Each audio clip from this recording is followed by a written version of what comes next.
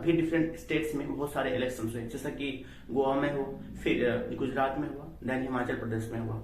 तो different different parties ने वहां पे भाग लिए। तो वहां पे एक ऐसी पार्टी निकल के आई जिसने जो है नेशनल पार्टी की जो भी कंडीशंस थी उन सारी कंडीशंस को फुलफिल करने में सफल रही। तो उसे जो है इलेक्शन कमीशन ऑफ इंडिया के द्वारा जो है नेशनल पार्टी घोषित कर दिया गया। हेलो दोस्तों, स्वागत है आप सबका हमारे यूट्यूब चैनल पे। दोस्तों आज बात करेंगे ये नेशनल पार्टी से रिलेटेड।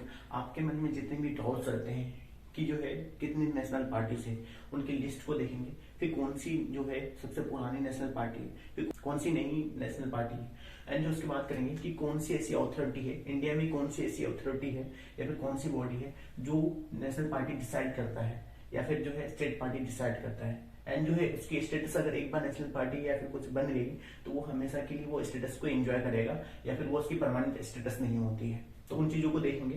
देन उसके बाद जो है हर एक पार्टी चाहता है कि क्षेत्रीय दल हो या फिर कोई रजिस्टर्ड पार्टी हो, तो हर एक पार्टी चाहता है कि वो नेशनल पार्टी बने। तो नेशनल पार्टी में बहुत सारे क्या है बेनिफिट्स हैं, बहुत सारी चीजें हैं। क्योंकि है कि नेशनल पार्टी जो क्षेत्रीय दल है तो उसको एक क्षेत्र क्या में रिकॉग्निशन मिलता है, और एक जो नेशनल पार्टी है तो ऑल ओवर इंडिया में, जैसा कि आईएनसी नेशनल कांग्रेस या फिर बीजेपी, तो ऑल ओवर इंडिया में क्या है पॉपुलर है। तो हर एक पार्टी चाहता है कि उसको वो पॉपुलर होना चाहता है, और वो हर एक जो है इसमें जो बेनिफिट्स मिलते हैं तो वो हर एक पार्टी उसको बेनिफिट्स को लेना चाहता है। देन जो है ऐसी कौन सी कंडीशंस है, ये एग्जाम पॉइंट्स ऑफ व्यू से आपके लिए इंपॉर्टेंट रहता है कि जो कौन कौन सी जो कंडीशंस है जिसके अकॉर्डिंग है वो नेशनल पार्टी बन सकती है। और देखेंगे लास्ट में कि जो है लेटेस्ट जो नेशनल पार्टी बनी तो कौन सी जो कंडीशंस है, ये जो कंडीशंस यहाँ पे होगी तो कौन सी कंडीशंस को फुलफिल करके लास्ट में ये लेटेस्ट नेशनल पार्टी बनी। तो दोस्तों अभी हमने हाल ही में देखा कि बहुत सारे जो है स्टेट्स में चुनाव हुए, जैसा कि यहाँ पे गोवा में चुनाव हुआ, और यहाँ पे क्या हुआ गुजरात में चुनाव हुआ, और ये यहाँ पे हिमाचल प्रदेश में चुनाव हुआ। तो यहाँ पे है अलग अलग स्टेट्स में चुनाव हुआ। तो इन सारे स्टेट्स ने एक पार्टी का जो है रास्ता साफ कर दिया कि जो है वो पार्टी नेशनल पार्टी बनेगी। तो उन्हें जो है नेशनल पार्टी बनने का रास्ता पार कर दिया। तो वो कौन सी पार्टी है, वो है नेशनल पार्टी बन गई आम आदमी पार्टी। तो आम आदमी पार्टी क्या हो गई, अब नेशनल पार्टी बन गई कि जो है देश में सिर्फ 8 ही पार्टी ऐसे थे जो इस स्टेटस को एंजॉय कर रहे थे। तो 8 पहले से थे और एक बन गई आम आदमी पार्टी। तो टोटल जो है अभी हमारे इंडिया में तो अभी जो है हाउ मच, तो ये अब इसका आंसर मिल गया होगा आपको कि हमारे देश में अभी 9 नेशनल पार्टी हो गए। तो 9 नेशनल पार्टी हो गए। तो ये आप सबसे पहले ये लिस्ट देख लीजिए कि ये लिस्ट मैंने दे दिया है, तो आप इसको देख लीजिए कि ये 9 नेशनल पार्टी है। तो इसमें से जो सबसे पुरानी नेशनल पार्टी है तो ये है ओल्डेस्ट नेशनल पार्टी कौन सी है, आईएनसी, जिसको आप आईएनसी जिसको बोलते हो इंडियन नेशनल कांग्रेस। तो कांग्रेस जो है इंडियन नेशनल जो कांग्रेस है वो सबसे पुरानी नेशनल पार्टी जो 1885 में बनी थी। तो इसका बेसिकली मोटो था कि ये हमारे देश को क्या फ्रीडम स्ट्रगल में पार्टिसिपेट करेगी, और ये आजाद कराने के बाद ये क्या हो जाएगी, पार्टी को डिसॉल्व कर दिया जाएगा। लेकिन पार्टी डिसॉल्व नहीं होगी, ये भी कंटिन्यू करती है। लेकिन वो जो अभी हमें नेशनल पार्टी दिखती है वो एक्चुअल में ये नेशनल पार्टी नहीं है, लेकिन उसका तोड़ मरोड़ मतलब बहुत सारा डिवीजन हुआ है, उसके बाद का फॉर्म देखने के लिए मिलता है अभी वाला। तो सबसे पुरानी होगी हमारी national party national Congress party, ठीक है।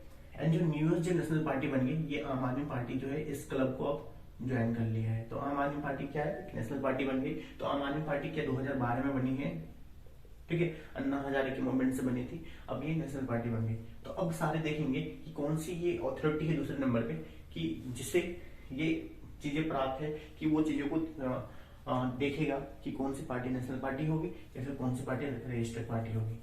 तो दोस्तों अब सेकंड पॉइंट को डिस्कस करते हैं कि कौन सी ऐसी अथॉरिटी है जिससे ये पावर है कि वो रिव्यू करेगा कि कौन सी पार्टी नेशनल पार्टी है या फिर कौन सी पार्टी को नेशनल पार्टी का दर्जा दिया जाना चाहिए। तो हमारी संविधान में एक आर्टिकल है 324, आर्टिकल 324 जो इलेक्शन कमीशन ऑफ इंडिया की बातें करता है। ECI election commission of India की बात करता है। इलेक्शन कमीशन ऑफ इंडिया को रेगुलेट करने के लिए 3 ऐसे लोग होते हैं। तो सबसे पहले एक उसका से चीफ इलेक्शन कमिश्नर होता है, और 2 इलेक्शन कमिश्नर होता है। तो एक जहां पे भी चुनाव होता है तो वहां पे फेयर एंड फ्री होगा, फेयर एंड फ्री कदाचार मुक्त जो चुनाव होगा वो फेयर एंड फ्री हो, कहीं पे कोई घोटाला ना हो और सही तरीके से क्या होगा इलेक्शन होगा, तो कोई दिक्कत ना हो। तो ये इलेक्शन कमीशन ऑफ इंडिया ये सब चीजों को देखता है।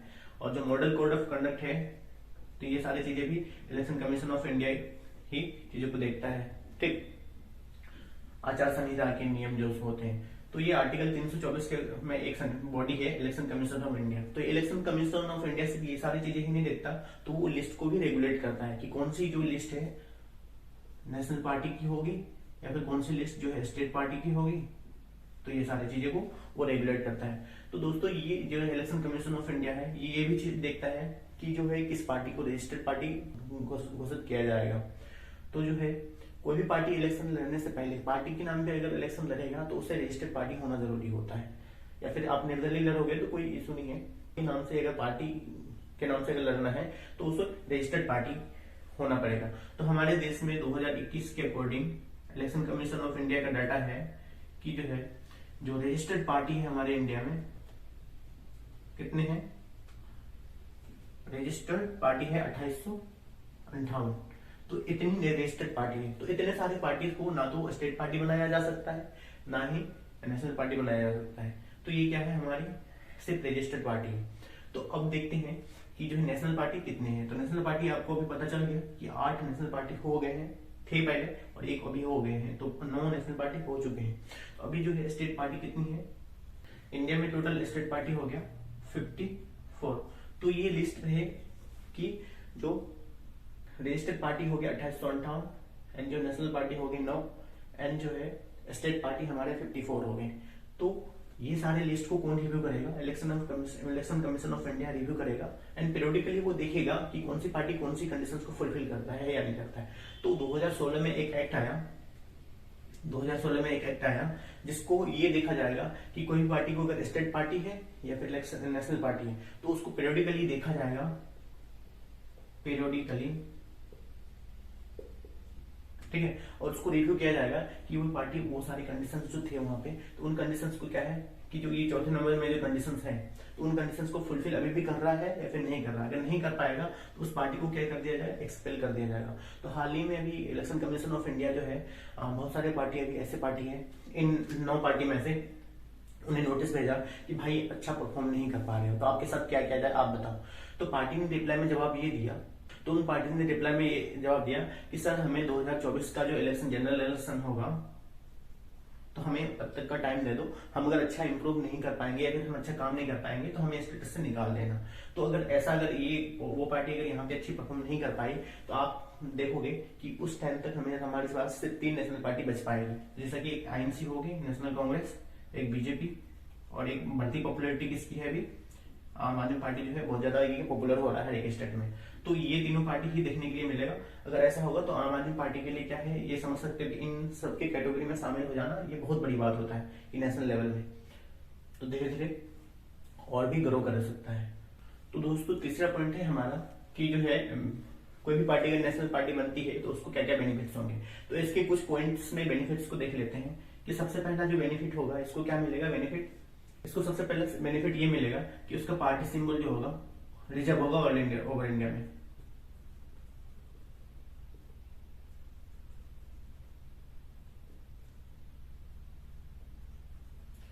उसका पार्टी सिंबल क्या होगा, रिजर्व होगा ऑल ओवर इंडिया में। तो दोस्तों जैसा कि कोई पार्टी अगर स्टेट पार्टी भी बन गई किसी स्टेट में तो जो election of commission of India है दूसरी स्टेट में उसी पार्टी के सिंबल्स को दूसरे पार्टी को दे सकता है। लेकिन यहाँ पे क्या होगी, कोई पार्टी अगर नेशनल पार्टी बन गई है तो उसकी सिंबल्स को जो इलेक्शन कमीशन ऑफ इंडिया दूसरी पार्टी को नहीं देगी, और वो पार्टी के लिए जो है जो नेशनल पार्टी बन चुकी है तो उसके लिए सिंबल होगा ऑल ओवर इंडिया में क्या होगा, ये इंडिया की जितनी भी टेरिटरी है वहां पे वो सिंबल क्या होगा उसका रिजर्व रहेगा। तो सबसे पहला क्या कि रिजर्व सिंबल हो जाएगा।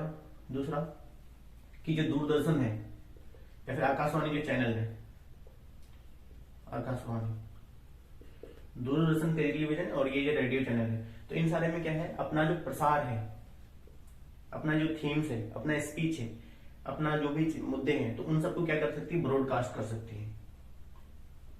तो सबसे पहला पॉइंट क्या था कि सिंबल रिजर्व रहेगा। दूसरा क्या कर सकती है, आकाशवाणी और दूरदर्शन में क्या कर सकती है, ब्रॉडकास्ट कर सकती है अपनी थीम्स एंड जो भी उनके मुद्दे हैं। एंड जो है तीसरा पॉइंट ये होगा कि उन्हें गवर्नमेंट लैंड मिलेगा, गवर्नमेंट लैंड मिल जाएगा पार्टी हेडक्वार्टर के लिए, पार्टी हेडक्वार्टर के लिए क्या उन्हें गवर्नमेंट लैंड मिल जाएगा। एंड जो चौथा पॉइंट होगा हमारा कि ऐसी 40 स्टार कैंपेनर जो लॉन्च कर पाएंगे। दोस्तों क्या होता है कि इलेक्शन में जो है ये स्टार कैंपेनर का बहुत ज्यादा रोल होता है, कि जैसे कि मोदी जी हमारे कितने पॉपुलर हैं तो उन्हें स्टार कैंपेनर बोला जा रहा है, ठीक है। तो ऐसे ही 40 जो है कोई भी नेशनल पार्टी जो है अपने 40 ऐसे लोगों को जो बहुत ज्यादा पॉपुलर है, लोगों में जाएंगे, लोगों को जो है विश्वास जीतेंगे और उन्हें वोट मिलेगा। तो ऐसे 40 जो है स्टार कैंपेनर कोई भी पार्टी लॉन्च कर सकता है, नेशनल पार्टी। तो 40 स्टार कैंपेनर लॉन्च कर सकता है, तो ये सारे बेनिफिट्स होता है। तो हर एक पार्टी क्या चाहेगा कि इन सारे बेनिफिट्स उन्हें मिले, लेकिन हर एक पार्टी को तो मिल नहीं पाएगा। दोस्तों अब अपना बात करते हैं कि चौथे पॉइंट के बारे में, जो हमारे क्या था, कंडीशंस था। तो कौन सी ऐसी कंडीशंस है जिस कंडीशंस पे क्या है कोई भी पार्टी नेशनल पार्टी बनेगी। तो सबसे पहले आप लैंग्वेज के टर्म में ये देख लेंगे पॉइंट्स। तो दोस्तों सबसे पहला पॉइंट था वहां पे क्या था कि 2% सीट होनी चाहिए। कहां पे? लोकसभा के इलेक्शन जो हुए हैं, लेटेस्ट लोकसभा के जो इलेक्शन हुए हैं वहां पे 2% सीट होनी चाहिए। तो लोकसभा में कितनी सीटें हैं? 543। 543 का अगर 2% आप निकालोगे तो यहाँ पे आ जाएगा लगभग 11 सीटें आ जाएगा। मतलब 11 सीट कम से कम उसे लेके आने हैं। तो मतलब एक स्टेट से नहीं लाना है, सिर्फ वो 3 स्टेट से लेके आना है 2% सीट इन लोकसभा। मतलब 2% सीट चाहिए लोकसभा में, मतलब 11 सीटें चाहिए 3 स्टेट से। मतलब कितने? 3 स्टेट से चाहिए 11 सीट कम से कम, ठीक है। तो ये एक कंडीशन हो गया, तो नेशनल पार्टी बन जाएगी। अगर ये कंडीशंस को फुलफिल नहीं कर पाया तो उसके लिए और 2 ऑप्शन है, ठीक है। दूसरा ऑप्शन क्या है कि 6% वैलिड वोट्स मिले हैं, लेटेस्ट जनरल इलेक्शन जो हुआ हो उसमें 6% क्या मिले हो, वैलिड वोट्स मिले हो। और उसके साथ साथ जो है जो 4 स्टेट्स में उन्हें 6% वैलिड वोट्स मिला हो, एंड जो उसके साथ है 4 MP होने चाहिए उससे लोकसभा में। मतलब 6% वोट जो मिले हैं तो इनमें से कम 4 MP जो है लोकसभा में जीत के भी जाए। तो 6% वैलिड वोट्स कितने स्टेट्स में? 4 स्टेट्स में, ठीक। तो 2 पॉइंट है, इनमें से कोई 2 कंडीशन हो जाता तो हो जाता। अगर नहीं हुआ 2 कंडीशन को भी, तो तीसरा कंडीशन दिया जाता है कि स्टेट पार्टी होना चाहिए। किनसे? 4 स्टेट में अगर कोई पार्टी अगर स्टेट पार्टी बन जाती है, किसी 4 स्टेट्स में अगर स्टेट पार्टी बन जाती है तो उस पार्टी को भी नेशनल पार्टी घोषित कर दिया जाएगा। तो ये सब कौन सा काम करेगा? इलेक्शन कमीशन ऑफ इंडिया करेगा कि अगर ये कंडीशंस को भी फुलफिल कर दिया तो उसे स्टेट पार्टी बना दिया जाएगा। अगर 6% वैलिड वोट्स लेके आया 4 स्टेट में और उसके साथ साथ 4 MP उसने भी जीते हैं लोकसभा के इलेक्शन में, तो उसे भी नेशनल पार्टी बना दिया जाएगा। एंड जो है स्टेट पार्टी हो 4 स्टेट में। तो अब आपने देखा अभी स्टार्टिंग में कि जो आम आदमी पार्टी को है जो है नेशनल पार्टी बना दिया गया। क्या बन गई? आम आदमी पार्टी नेशनल पार्टी बन गई। तो अब देखेंगे कि इन सारे जो कंडीशंस है तो कौन सी कंडीशंस को जो है आम आदमी पार्टी ने फुलफिल कर दिया। तो लेटेस्ट नेशनल पार्टी हमारा कौन है? आम आदमी पार्टी है, ठीक है। तो आम आदमी पार्टी के कॉन्टेक्स्ट में देखते हैं कि कौन सी कंडीशंस उसने फुलफिल की। तो सबसे पहले कंडीशन क्या है कि 2% सीट होनी चाहिए लोकसभा में, 3 स्टेट से जीते होने चाहिए, ठीक है। मतलब 11 सीटें जीते होनी चाहिए 3 स्टेट से। आम आदमी के पास किसी कोई भी सीटें नहीं है लोकसभा में, तो पहला कंडीशन तो नहीं हो पाएगा आम आदमी के केस में, ठीक। दूसरा केस कहता है कि 6% वैलिड वोट्स होने चाहिए, 4 स्टेट से मिला हो 6% लोकसभा में, एंड जो है 4 MP होनी चाहिए लोकसभा में। लेकिन आम आदमी पार्टी को है जो कोई भी लोकसभा में सीटें नहीं मिली, तो दूसरा भी पॉइंट को वो सेटिस्फाई नहीं कर पाया, तो वो अब क्या वहां पे भी उस कंडीशन पे भी नेशनल पार्टी नहीं है। अब उनके पास एक ही कंडीशन बचता है कि वो उस कंडीशन पे ही नेशनल पार्टी बन सकती है। तो क्या होगा? 4 स्टेट्स में उसे स्टेट पार्टी बनना है। 4 स्टेट्स में अगर स्टेट पार्टी बन गई तो कोई भी पार्टी, तो वहां पे क्या हो जाएगी? वो नेशनल पार्टी बन जाएगी। तो दोस्तों अभी जो है आपको पता है कि जो है आम आदमी पार्टी का 2 स्टेट्स में गवर्नमेंट है। तो कहां कहां पे? सबसे पहला जो है दिल्ली में एंड पंजाब में। तो यहाँ पे जो है पहले से उसकी क्या है? गवर्नमेंट है। तो यहाँ पे ऑब्वियसली बात है कि यहाँ पे स्टेट पार्टी वो पहले से है। जो भी कंडीशन थे स्टेट पार्टी बनने के लिए, तो स्टेट पार्टी बनने का भी एक कंडीशन ये है कि जो लेजिस्लेटिव असेंबली की जो इलेक्शन हुए हैं वहां पे वैलिड वोट्स मिले हो, कम से कम 6% से ज्यादा मिले हो, वैलिड वोट्स मिले हो, ठीक। तो वहां पे तो उनको क्या है? वहां पे मेजोरिटी है, तो वहां पे वो उसकी गवर्नमेंट है। तो वहां पे 2 स्टेट में पहले से स्टेट पार्टी है। तो अभी हाल ही में इलेक्शन हुआ कहां पे? गोवा में हुआ, फिर हिमाचल प्रदेश में हुआ एंड गुजरात में हुआ। तो इन दोनों का तो एक साथ ही हुआ। तो गोवा का पहले इलेक्शन हुआ था जिससे वहां पे 6.67% मिला था वोट। तो 6.67% जब वोट मिला तो 6% से ये ज्यादा ही है। तो यहाँ पे गोवा में उसने नेशनल जो है गोवा में उसने स्टेट पार्टी बन गई। तो है हिमाचल प्रदेश में या फिर गुजरात में से किसी भी एक स्टेट में उसे 6% से ज्यादा वोट लेके आना था। अगर ये करने में कामयाब हो जाते हिमाचल प्रदेश में या फिर गुजरात वाले रीजन में, वहां पे स्टेट पार्टी बन जाती। तो 4 कंडीशंस, ये जो 4 स्टेट में स्टेट पार्टी बनने का फुलफिल हो जाता। लेकिन जो क्या हुआ कि हिमाचल प्रदेश में उसे 1% की वोट मिली, तो हिमाचल प्रदेश ने उसे स्टेट पार्टी, नेशनल पार्टी नहीं बनने दिया, ना ही स्टेट पार्टी बनने दिया। और गुजरात जो है, वहां पे गुजरात के इलेक्शन में उसे 13% वोट मिले, तो 13% वोट मिलते ही वो क्या बन गई, स्टेट पार्टी बन गई। ठीक है, स्टेट पार्टी बन गई। और स्टेट पार्टी बनने के साथ साथ दिल्ली, पंजाब और जो गोवा एंड जो है पंजाब, गुजरात में, इन 4 स्टेट में क्या बन गई, स्टेट पार्टी बन गई। तो 4 स्टेट में जब स्टेट पार्टी बन गई तो ऑटोमेटिकली वो क्या बन जाएगी, नेशनल पार्टी बन जाएगी। जब वो 4 स्टेट में स्टेट पार्टी बन गई, 4 स्टेट में अगर स्टेट पार्टी बन गई तो ऑटोमेटिकली वो क्या बन जाएगी, नेशनल पार्टी बन जाएगी। तो इसी कंडीशंस के कारण जो है नेशनल पार्टी बन गई, कौन सी, आम आदमी पार्टी।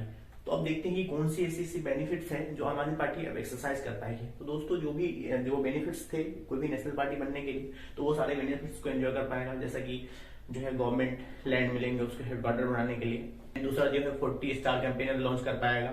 एंड आकाशवाणी और दूरदर्शन में क्या कर पाएगा, वो अपने जो भी चीज है ब्रॉडकास्ट पर कर पाएगा। एंड जो सबसे इम्पोर्टेंट चीज क्या जो है कि उसका जो इलेक्शन सिंबल है, उसका जो सिंबल है पार्टी सिंबल, तो वो रिजर्व रहेगा ऑल ओवर इंडिया में। तो दोस्तों हमने देखा कि नेशनल पार्टी से रिलेटेड जितनी भी चीजें था हमने रिलेट करके आपका जो ग्राउंड लेवल से चीजें था सब चीजों को रिलेट करने की कोशिश किया है। अगर आपको हमारी वीडियो पसंद आता है तो हमारे चैनल को लाइक करें, शेयर करें, सब्सक्राइब करें। एंड दोस्तों को जरूर बोले कि सब्सक्राइब कर ले और हमारे चैनल को देखें। तो थैंक यू सो मच दोस्तों आपके सपोर्ट के लिए, थैंक यू।